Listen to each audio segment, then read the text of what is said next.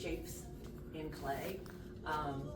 It's Barbette Curran, she just builds beautiful hand-built pieces. I am basically a wheel person, but I've learned that there are lots of things that are better built with slabs, and you get more variety. After all, things on the wheel are going to be round. If you want other shapes, it's kind of nice to know how to work with slabs. So Barbette's going to start with wedging clay. Now there are different opinions on all of this. I do my hand building with clay right out of the bag. Barbette often mixes recycled clay with new clay, wedges it, and you just have to figure out what's working with you and what's working with the clay that you have. I certainly invite you, if you want to add something to what I'm saying, please just chip in, yeah, and vice versa. When I use fresh out of the bag, which is a real treat, you don't have to wet. But a lot of the times I'll have leftover clay after I make a piece, and Scott Young, a teacher from Emeritus, Go ahead. I'll get it back to you. he told us that when we use reclaim, leftover clay, we should use 50% out of the bag and 50% reclaim. So that's what this is. And I have a video. I wrote here everything that I'm using tonight. And for wedging clay, you can find it on YouTube under Amy Burnham Ceramics. I'm gonna do the ram's head wedging. So if you wanna watch it, it's right there. Yeah, so she's got YouTube, and I have YouTube for hand building with slabs.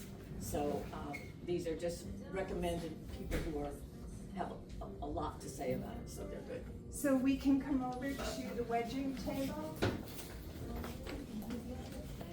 What's, what works for you? I'm just showing you this technique because it works for me. Let's see.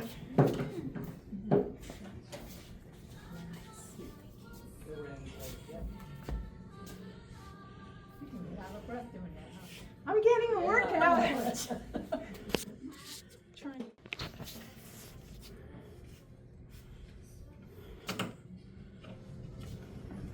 No bubbles. Oh. Yay. Okay, so then you put it back into a brick.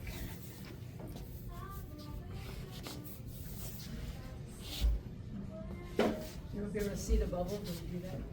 Well, I'm going to show you, like, when I compress the clay after we roll out the slab, what to do if you do come across a bubble.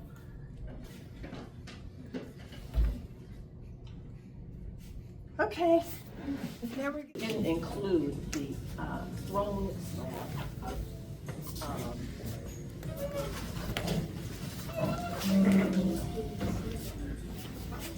But what I mean by that is purists, I'm not one, and people who are very good at it like to make their slabs by throwing.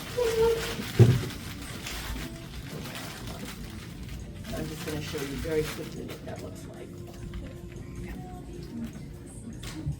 If I can get the light out here. Oh, stuck.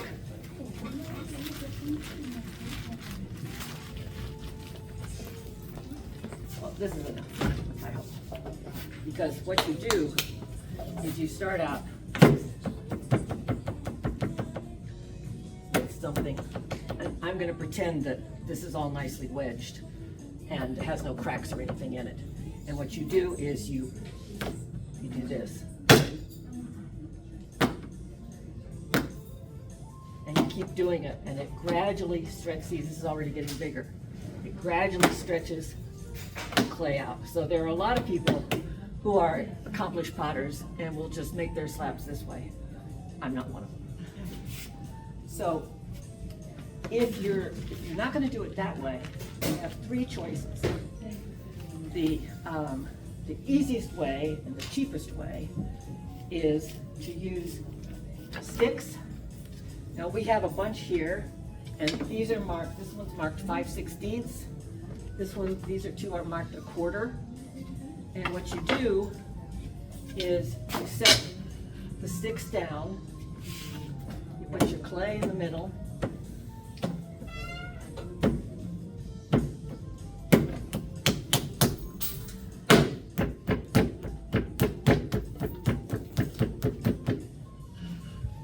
you get a big rolling pin,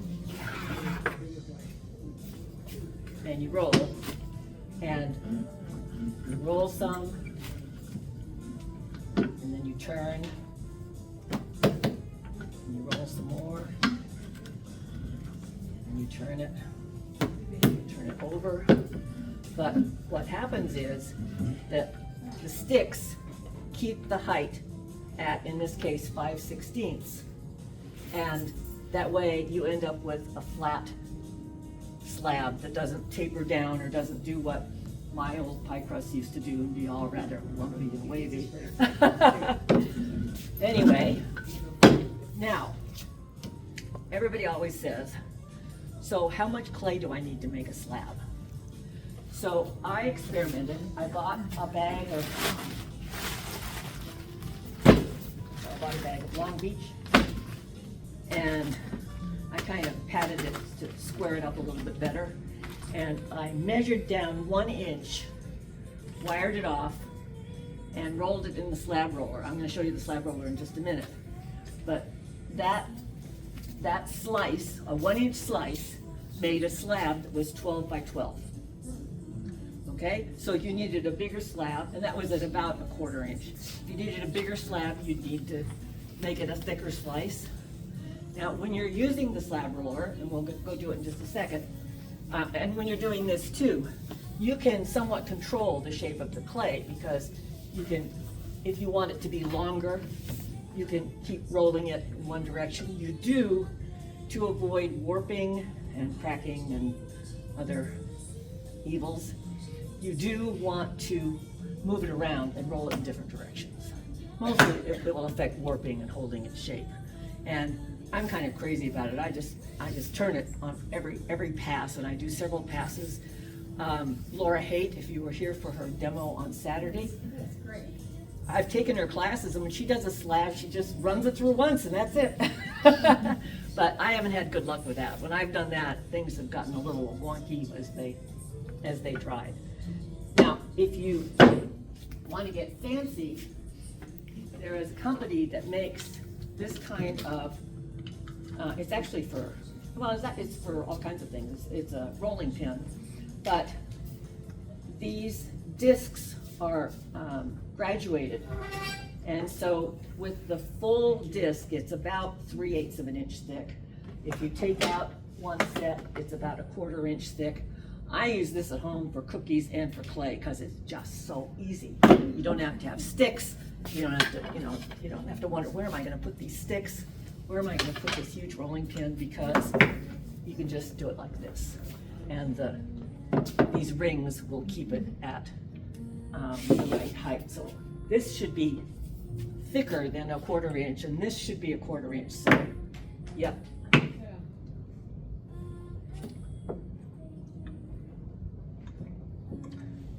And then I would turn it and do it some more. It makes great sugar cookies too. Although my children need flour here. Yeah, my children, they keep saying, "You're not using the same rolling pin, are you, for cookies and for clay?" Smart kids. I don't know, I'm not worried about it. If I wash my rolling No, they pins tell you don't mix food. with clay, No. well, I have 2 rolling pins because I don't want my children to worry about their cookies. Okay, so let's go back to the slab roller, and I'll show you. So, you have to make sure that you've got the right canvas. So I've got white clay, so I've got the white clay canvas. There's red clay canvas down there too. And these edges have been taped because of the problem of strings. So since Barbette showed me her pattern and it's kind of lengthwise, I'm going to start out This is the template, this way. and then I need a bottom. So the the thicknesses are here, but they're not exact. And this wheel, this goes both ways. Crank it to the right, and it's gonna go up for thicker, and you crank it to the left, and it's gonna go down for thinner. But it's not perfect, and if you really wanna know exactly how thick your slab is, you gotta get your ruler and actually measure it. Or use the sticks or something so that you know exactly what you need. So, you wanna pound down the clay so it's, I don't know, maybe 3/4 of an inch or an inch. And because I like to make sure that I've rolled in every possible direction, I usually start at around 1 inch. Okay, so Around there's what? a 1/2 inch. So if you come over here, you can see it. There's a nice little ruler right there with a little pointer. And this knob goes both directions, so you can crank up, down, whatever, to get it. It's this wheel that only comes forward. And then the next step, so it's gonna start rolling and it's gonna push the clay back here. So you wanna start closer to this end. And then you need to take the two layers, put them through the slab roller, and then check that you've got them both there and they're both loose at the wheel and nothing's gonna get tangled up. And then you just roll. And I usually put my hand here just to get it going.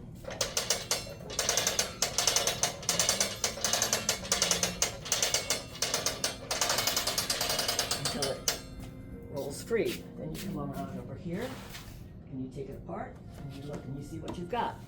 And I look at this and I say, okay, I'm sure the length is good, but it's not gonna be wide enough to make an even, Let's make sure. yeah, also hers has a No, little it's bit of, not. see, It's it's got not. a little bit of curve to it, so it needs to be wider. So that's okay. Just move it around. Go back over here. Step on somebody else. Oh, I stepped on the tripod, excuse me. Okay. Okay, run it through again, crank it down a little bit, and run it through again.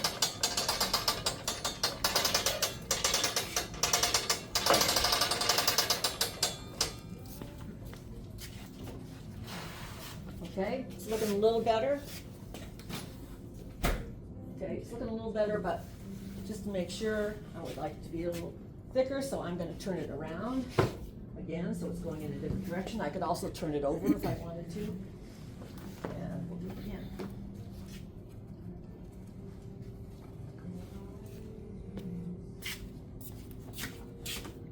And you just have to make sure that every time you put these through, and then I'm tall, so I can just lean over, and you double check that you've got both layers here and nothing's tangled up.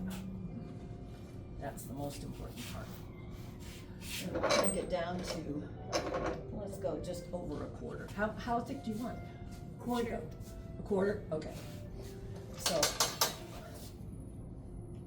it's just over 1/4 now. That's good. So you can always use one of the other rolling pieces to straighten it out. And then I always measure.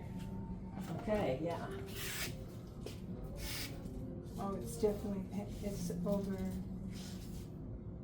Well, we can it's make it, like 3, we can certainly make it thinner. yeah, a little bit.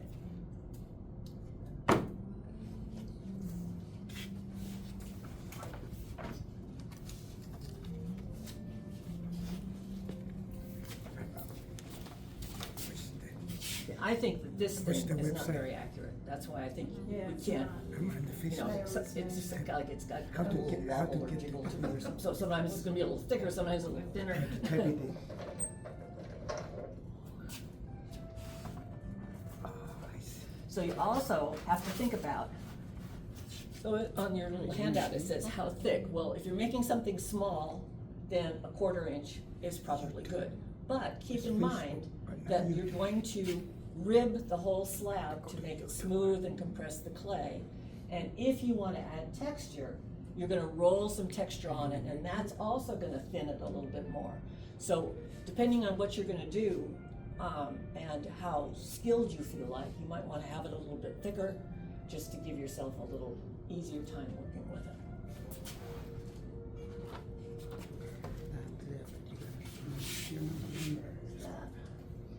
That says it's a 1/4 inch, but we'll see.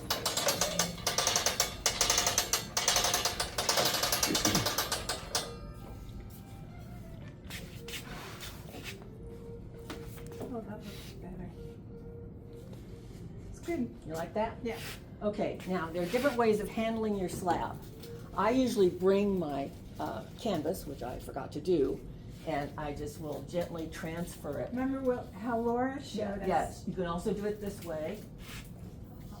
And that's how she does it in class. She just walks around with it between her 2 flat palms. Some people, if it's a big slab, they'll put it over a big dowel or one of our cylinders to carry it. So once again, it's whatever works for you. So I will let you take it. Here, you wanna take that? Oh, yeah. No. You're good. Okay, now, if it's really wet, you're gonna wanna wait before you make, let's say, a mug. But I can tell this is not too wet. So the first thing you wanna do is compress the clay. And this takes out any air pockets, prevents warping. Like here, see that little hole? Yeah. Is there a bubble? Mm-hmm. So what I do, I take a little clay, I smooth it out, and I love this rib. I wrote it down here. It's a Cheryl Mud Tools large yellow rib. I got it on that Amazon. So And once again, if you watch YouTube videos, you see they're using all different kinds of ribs, but this yellow one is really popular. this is my favorite. I have big hands and it works really well. So I'm just going in, any direction, and it's good to be fastidious about this because you just want to line everything up and compress it. Okay, I thought I'd be smart and get myself a big rib. I thought, well, that'll make it much easier. No, back to the yellow rib. Do you have this one? Yeah. Oh. And you want to do both sides.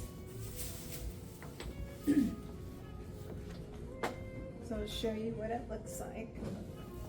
See how the difference between that side.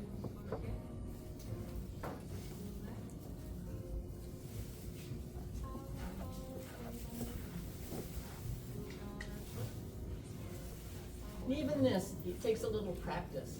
The first time you do it, you're gonna get ridges. And, if you're pressing a little too hard or a little unevenly, and you just have to practice. Yeah, I'm being pretty firm.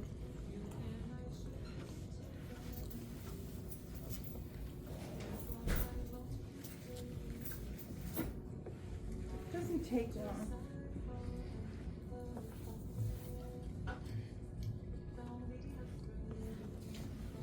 Okay. So the next thing I'm gonna do, I love texture. So I have this texture ruler. I forgot where I bought it. I think it was for baking. But I always put cornstarch down because I don't want the clay sticking to the roller. And the cornstarch isn't going to change the color of your clay. Yeah, You it can use just it on red, burns. you can use it on brown, it's not gonna make any difference, it all gets burned off. And there are No, all kinds of cornstarch. different, I think flour Here, would. here's another be type of pasty. texture roller. And this is another type of texture roller, or if you were at Laura's demo, use the sole of your shoe. Yeah. Use most anything. Oh, I'm missing my blush brush. Oh, it's still back there. Oh, I'll go get it for you. okay. So you can get cornstarch at the dollar store, really Yeah. cheap. I don't use it. I got it in there. Thank you. So I just use a blush brush and just flatten it.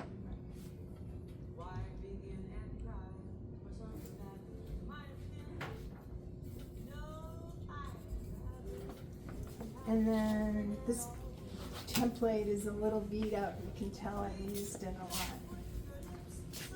And I need a bottom, so I'm gonna make space for the bottom. And I just generally go like that. Just so I know where to put the texture. And then sometimes I leave a little space so that when you're drinking, you have smooth instead of texture. So I think I'll do that. And I press pretty firmly.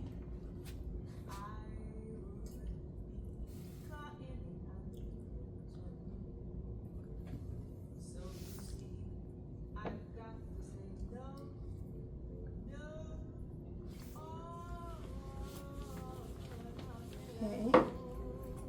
Then I get my template. So you always texture first. So Yeah. she just used her finger to give her a good idea of how much she needed to cover. But she's not gonna cut anything until she's got the texture on it, because the clay will stretch.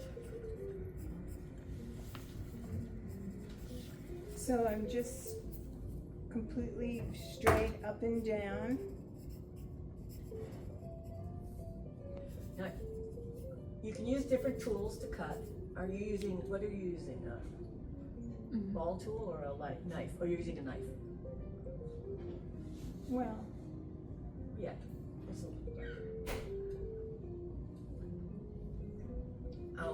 We have scalpels for doing various design elements, but I don't know that you want to use a scalpel on a canvas.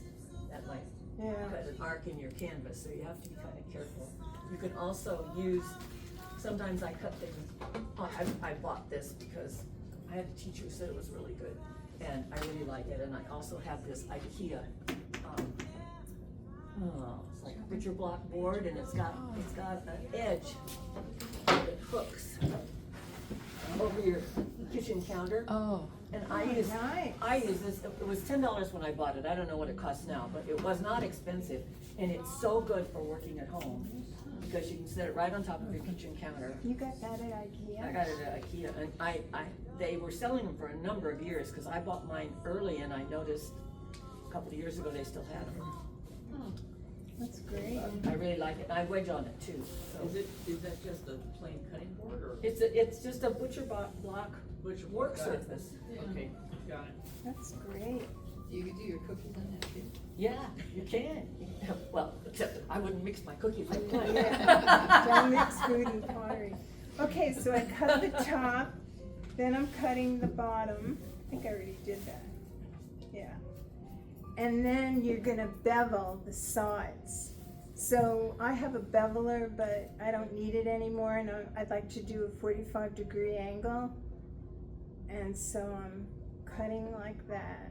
So, These are the sides that are gonna be joined. And then I take the same angle and go on this side. and of course you can have a seam that is just butted, but that's the weakest seam, and that's not a good seam. A beveled seam A is the beveled best. seam is much stronger, because Okay, the I've clay gotta- holds to each other on the slip edge.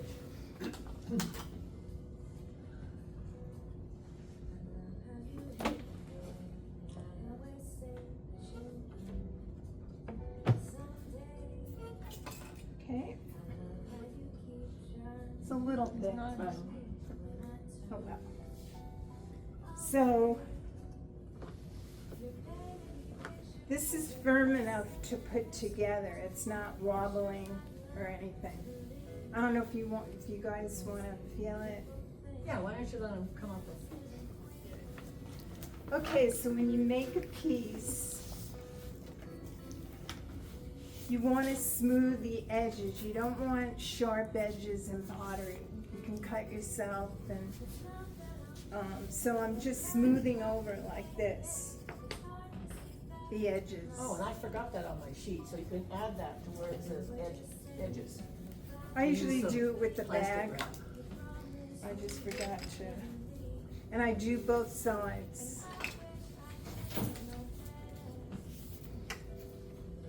Everybody can see? Good? Okay.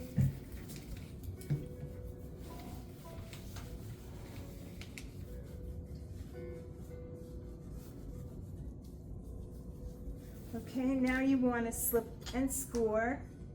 So you take your edge. I use this serrated rib. Go different ways.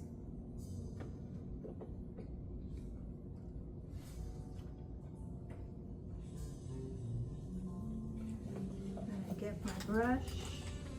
Now with B-Mix, I rarely use slip. Slip is watered down clay, and that's like the glue. But with B-Mix, I just find I don't need to use slip. So I basically just use water. And when you're working with a soft slab like that, it's still got a lot of moisture in it. Okay, this is the important part. Can you get me, can I just borrow? Whatever you I want. need a piece of. So this is the important part. Now, I want everybody to see it. I guess maybe I should do it that way. So you want to get this inner ridge into the center of this one. Like that. You see how it's joined? And then you tack it down. It's kind of hard to do this.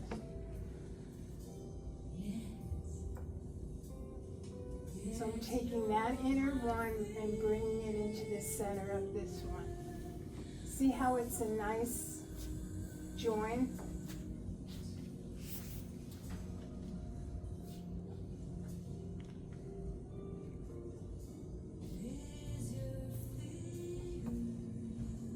And then I usually turn it over.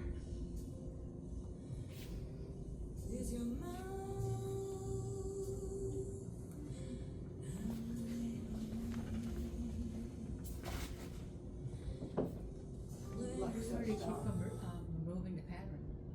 Excuse me? Do you maintain the pattern? Not really. That's just the way it rolled out. So this is kind of a little tricky.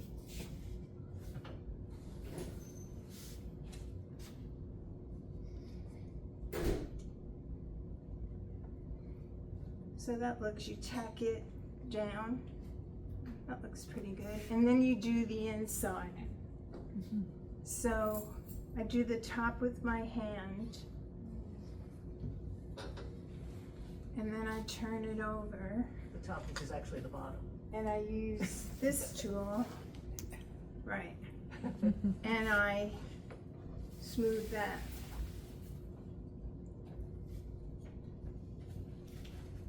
You can see?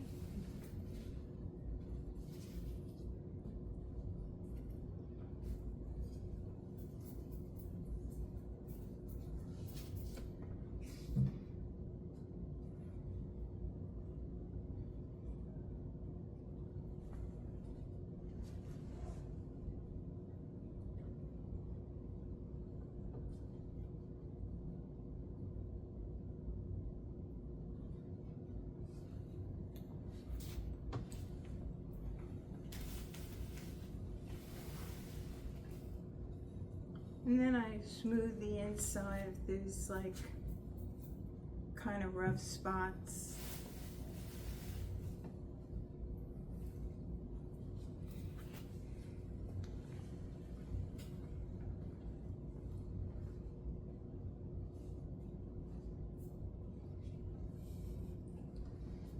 Okay. Next thing I do is the bottom. And I have cookie cutters for that. That I got on Amazon. Deluxe cookie cutters. These work great.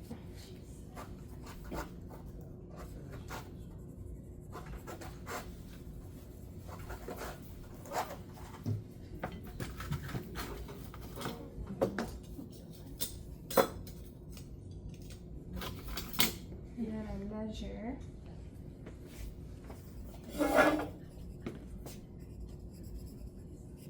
That looks pretty good. Let's see. I think this one might be too It's small. perfect from here. Yeah, okay. All right. So, what I like to do is put a little texture on half of it or 3/4 of it. This is a great tool. This is great for seams. It's called a color shaper.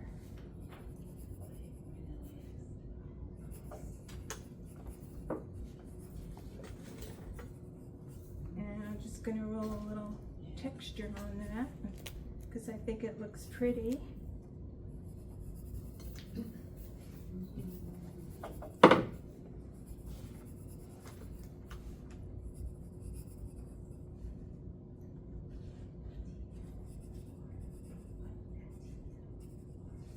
Cut it out. Then I'm gonna put my stamp, because we all have to have our signature on our pieces. This is a good time to do it. Where do you get your stamps? I got this on Etsy.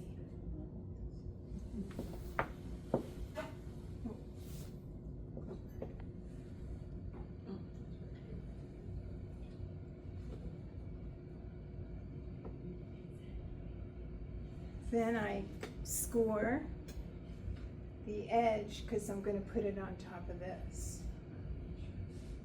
Now, she's working with a soft slab, which has a lot of moisture.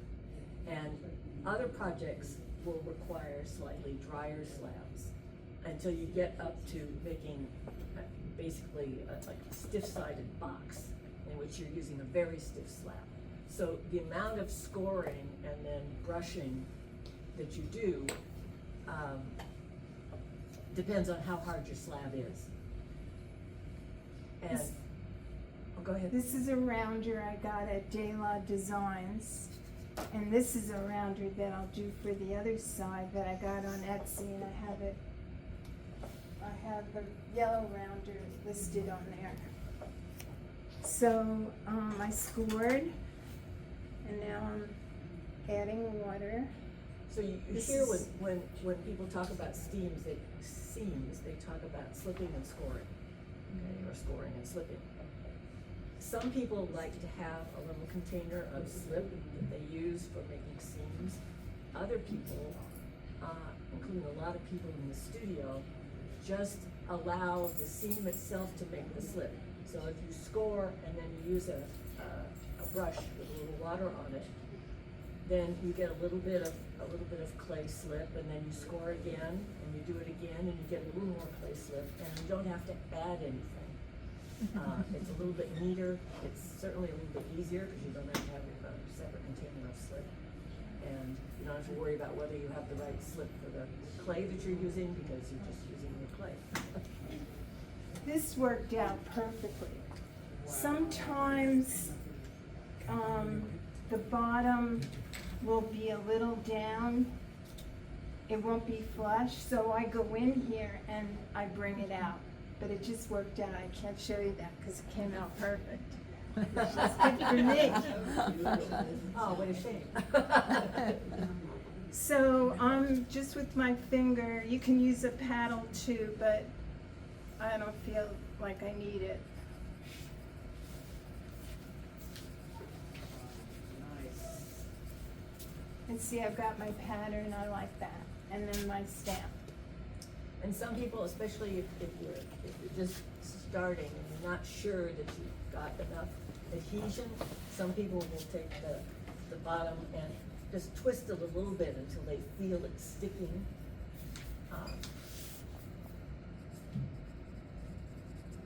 Is that dry? Dry sponge?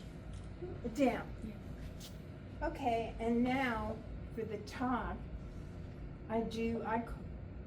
this is, okay, I'm gonna wet this. and I round out, see how it's sharp? You want it's like, this is like a taco sponge.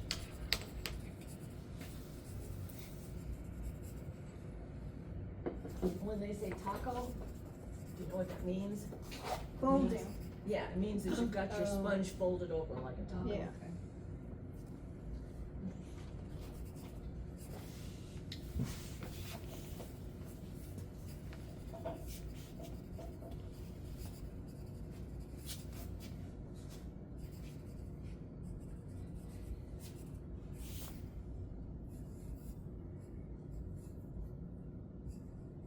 Okay. Gonna use my rounder. Now I've used yogurt containers, flower pots, but I ended up getting these. And you're gonna have to do this a number of times, cause it'll get out of whack, especially when you put the handle on. Okay, so just kinda gonna go in, kinda smooth things out. And now I wanna get my seam inside. So I just move it around like this. Just around the seam. You may have to experiment with the brush to see what works for you, because you want to smooth over that seam so there's no place for it to pull away or no place for it to crack.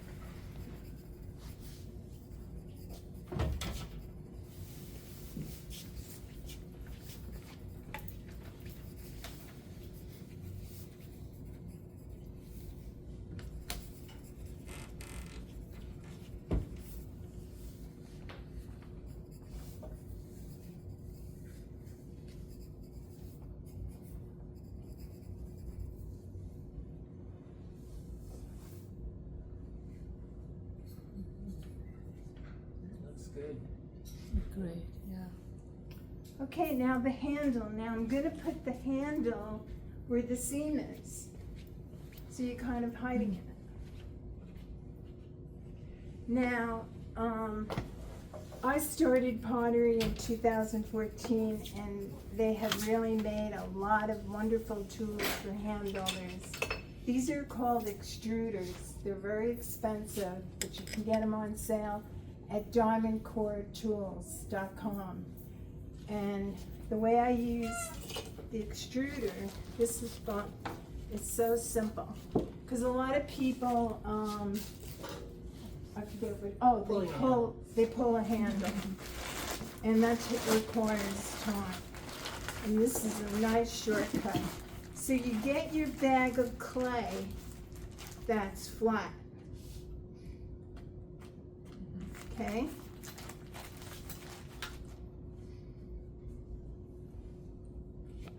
You pick your favorite extruder. And you can adjust. This has Phillips. You can adjust the height of this. I was gonna say, there are inexpensive extruders, which are just basically, we sell them here. It's just basically like an oval. You have these? We have No, these? not the diamond core, Oh. inexpensive ones. But I mean, it's like this? It's made like this? Roughly. Oh. Okay, what you do is you go into the clay and just slowly pull.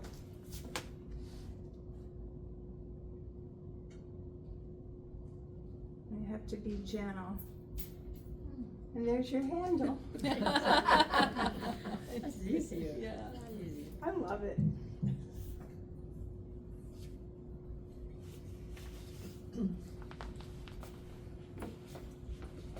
Usually this length is pretty good.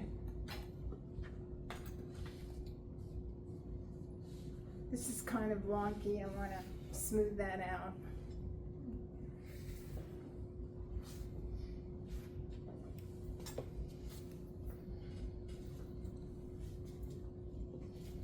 And then you want to thin out the edges. Oops. Tearing a little.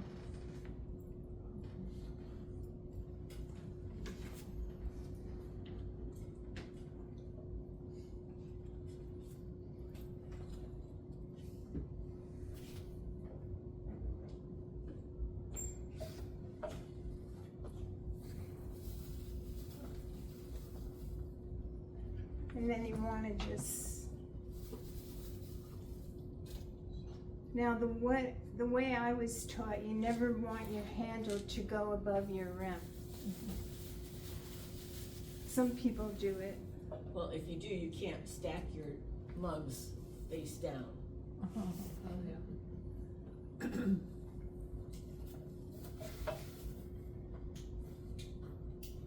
want you guys to see this. And make sure, I've attached handles and they weren't straight. So you wanna make sure, you know, you're in alignment. That looks pretty good. So I'm gonna score.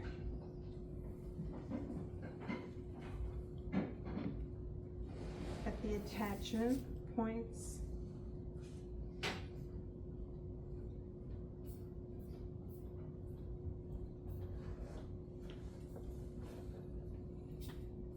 And slip.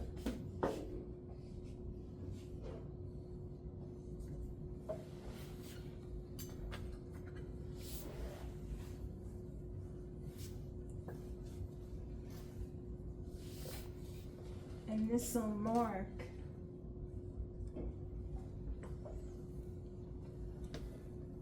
where I should score on the, oh, I want to use this to keep it firm. That's another, that's another way to use this tool.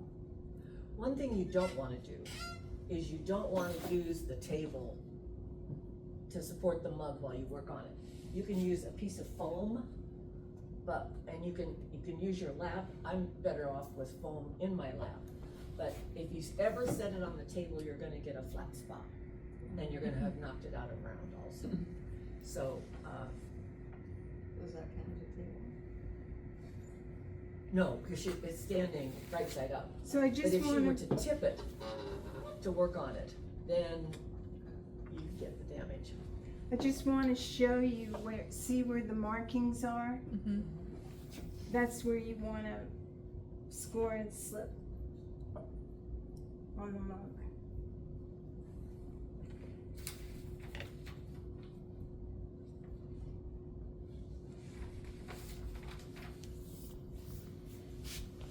Sometimes I go over it again.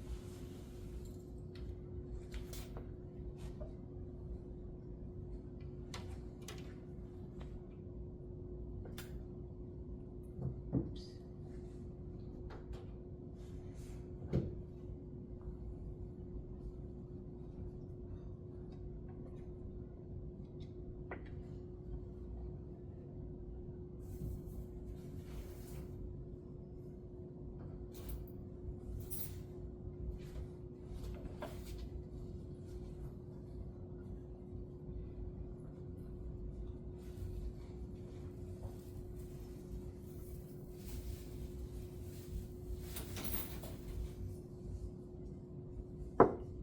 And then I want to put my fingers down here in support from the inside while I press here.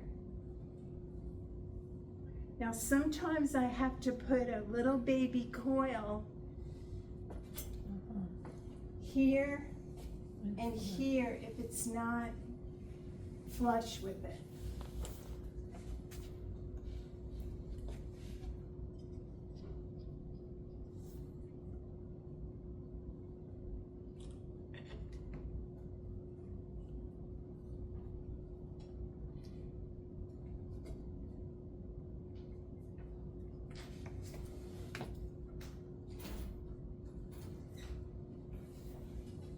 This looks good. I don't need a coil down there, up there.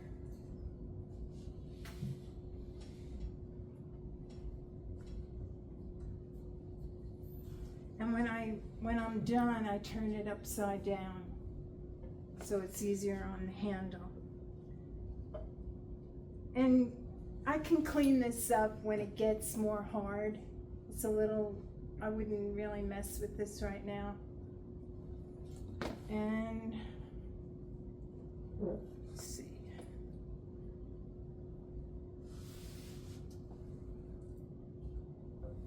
You can always, when it gets harder, the clay, you know, clean things up. But Looks good. it's the mud. It's beautiful. Yeah, it's great.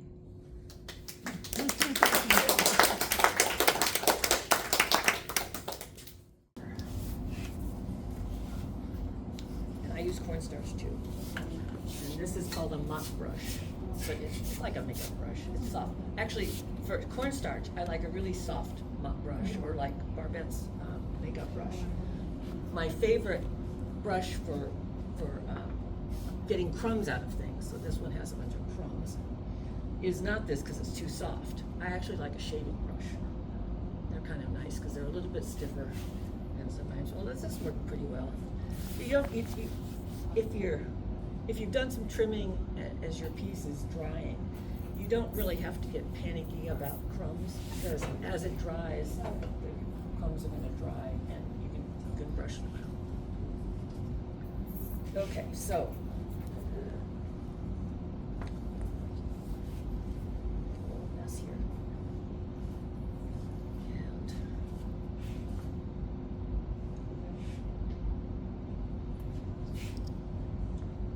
oops, I'm gonna have to clean all this up.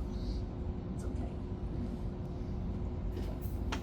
Okay, so I like to use some cornstarch, and then we're gonna put it over the mold, and there's our problem right there. Now, if you texture it, the one thing I would say is to watch out for a texture that is an absolute center, because it is really hard if you're not looking at the texture to get it centered. So if you just plan on being a little off center, and you do much better. And then you're gonna want to somehow form this down around the piece. So how are you gonna do it? All right.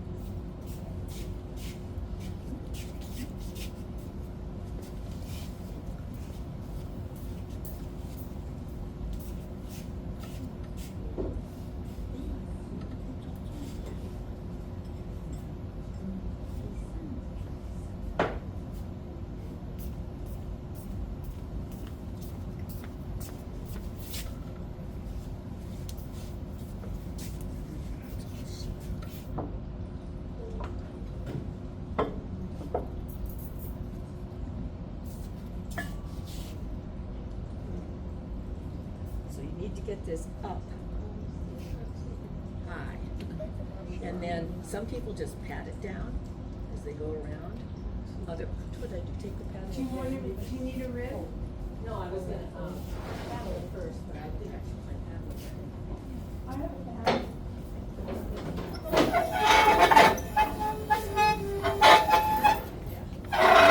Okay.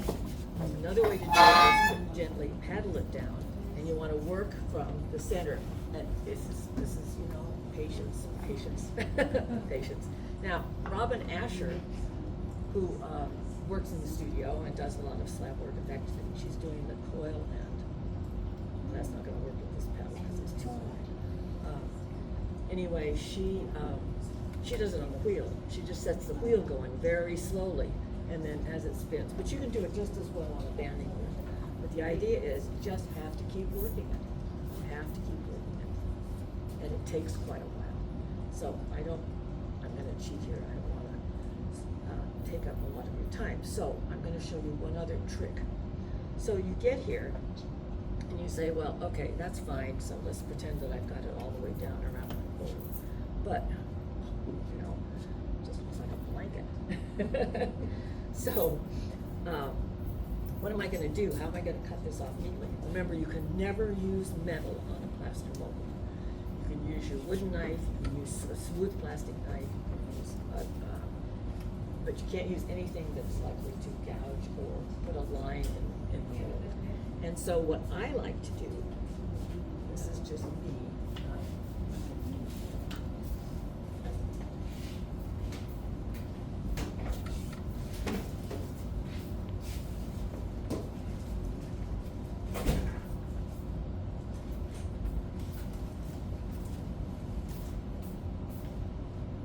So what I like to do is I like to use a compass. Now, I like to use something like this because I can pretty much center it on that banding wheel by looking at the lines that are on the banding wheel and by using something that's round there.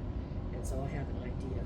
And if this were all the way down, then what I would do, so we have some compasses and you can always buy a compass, but don't want a compass that has a big metal. If you do, you can wrap tape all around it, that's fine. And then you wouldn't ever use that part on the mold itself, but you'd lay it down here, flat on the banding wheel. And this particular compass is a little different, but I go in the right direction. So what I do is I lay, so this is wooden and pencils. I would lay it down like this, find where I would like to make my mark. And again, we're pretending that it's down, and I'm just gonna bring it around like this so that the pencil is making a line in the clay or the little wooden thing or whatever, not the metal. And then you can cut it with a knife or with whatever. I usually use a wooden knife. But that will give you an even line all the way around. So you get something like this. I haven't finished the edges here because there'll be a little wiggle here and there. And for that, I love using a Sureform. I do my edges first with a Sureform and then with a little moisture and a rib or a Sureform is at Home Depot or here. And this, what it will do is it will, let's find a high spot, like right there. It will just take that right down and smooth it off. And you can do the outside edge, you can do the inside edge, and they come in different shapes. I'm so enamored of them that I have several. So I have Sureform. This is actually called a Sureform. If you were to go to Home Depot to buy one, they're cheaper here. But if you go to Home Depot to buy one, that's what they're called, Stanley Sureform. Okay, I have this one for curvy things. I have another one for curvy things. And when I'm doing straight stuff, where's my straight Sureform?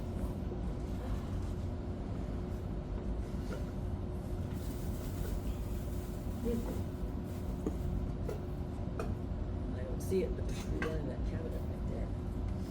Or doing things like the flat sides of the boxes.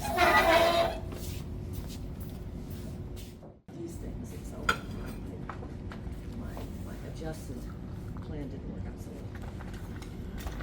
Okay, so when you want to make yourself a little flat spot, you need a bullseye level. And the way it works is it has a circle and it has a little bubble in it. And when, so this is what I did. I set my ruler there and I set that there. And you can come and see that I got my bubble right in the center, so I knew that was level. Yeah, and then I just kind of gently patted it down to start forming that little flat spot. I learned this relatively recently. I didn't know about that when I did this. So this one's a little uneven, but you keep learning by trying different things. But this works very well for finding a level spot if you're using a round mold. So, big takeaways, lots of patience. Lots of patience. And no metal on the plaster mold.